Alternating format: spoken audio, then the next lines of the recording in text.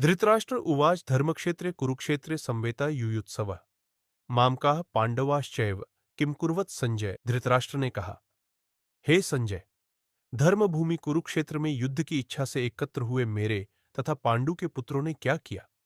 तात्पर्य: भगवद गीता एक बहुपठित आस्तिक विज्ञान है जो गीता महात्म्य में सार रूप में दिया हुआ है। इसमें यह उल्लेख है कि मनुष्य को चाहिए कि वह श्री कृष्ण के भक्त की सहायता से संवीक्षण करते हुए भगवद गीता का अध्ययन करे और स्वार्थ प्रेरित व्याख्याओं के बिना उसे समझने का प्रयास करे। अर्जुन ने जिस प्रकार से साक्षात भगवान कृष्ण से गीता सुनी और उसका उपदेश ग्रहण किया, इस प्रकार की स्पष्ट अनुभूति का उदाहरण भगवद गीता में ही है।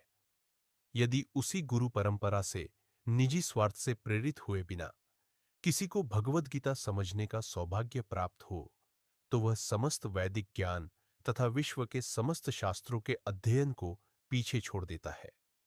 पाठक को भगवद गीता में न केवल अन्य शास्त्रों की सारी बातें मिलेंगी, अपितु ऐसी बातें भी मिलेंगी जो अन्यत्र कहीं उपलब्ध नहीं है। यही गीता का विशिष्ट मानदंड है।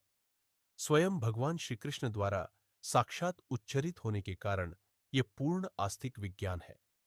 महाभारत में वर्णित धृतराष्ट्र तथा संजय की वार्ताएं इस महान दर्शन के मूल सिद्धांत का कार्य करती है।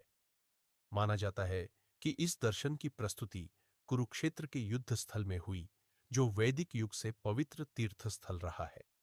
इसका प्रवचन भगवान द्वारा मानव जाति के पथ प्रदर्शन हेतु तब किया गया जब वे इस लोक में स्वयं उपस्थित थे। धर्मक्षेत्र शब्द सार्थक है क्योंकि कुरुक्षेत्र के युद्ध स्थल में अर्जुन के पक्ष में श्री भगवान स्वयं उपस्थित थे। कौरवों का पिता धृतराष्ट्र अपने पुत्रों की विजय की संभावना के विषय में अत्यधिक संदिग्ध था।